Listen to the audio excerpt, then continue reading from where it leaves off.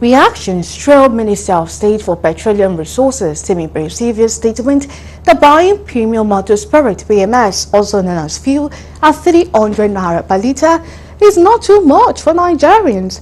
It can be recalled that the minister affirmed that the cost of petrol in Nigeria is still low compared to what obtains in other countries of the world like the United Kingdom.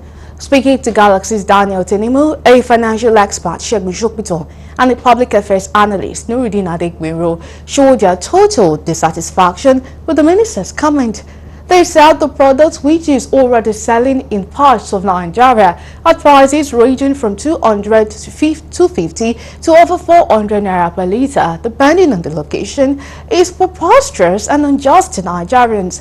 Shokbito and Adegbero added that the recent increase in the price of petrol from its present 165 naira to 400 naira and above per litre can trigger tension and crisis in the country. They warned the implementation of such policy would increase the hardship currently being experienced by Nigerians, which in turn can paralyze the economy if not handled with utmost care. We must remember, and this is what the government must continue to be confronted with, that we do not refine locally. Why? That's number one. Number two, this subsidy, who exactly is auditing the content of that subsidy? That's the second issue.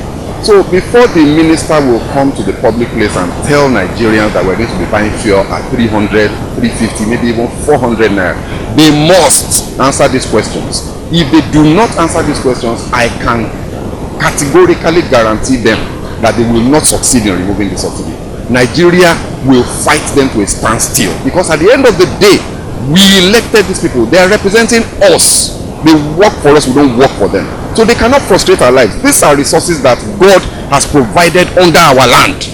Because if as an oil producing nation, we cannot have functional refinery, that we have to rely on a private refinery built by private individual, and Nigeria only have 30% stake in such particular venture, it shows that without functional refineries we cannot go anywhere. And it's to be on record that Nigeria is the only country among all the OPEC nations, we mean the nations that are producing fuel in the whole world, that is not having functional refineries.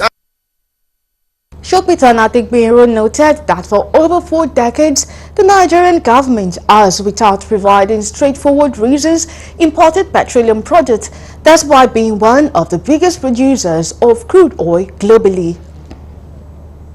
What has been done? Why is Dangote refining locally and about 8 other licensees have not been able to take off till now? That's a question they must answer. Why? Until the government begins to approach this thing with sincerity and with transparency, then we'll continue to ask them this question. So for me, what government needs to do is very simple.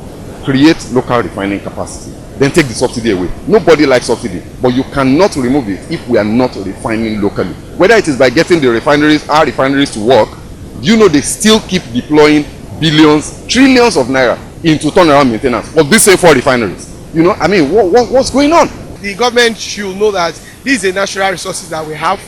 They should know that the problem that buying fuel for 300 naira per litre will create more problems for the workers, that their salaries has not been increased.